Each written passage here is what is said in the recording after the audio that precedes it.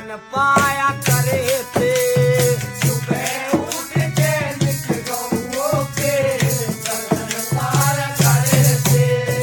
वही भूख लगे जब दूध गऊ का पिया खाया करते। आपस में था प्यार घना हम हंस बतलाया करे थे। आपस में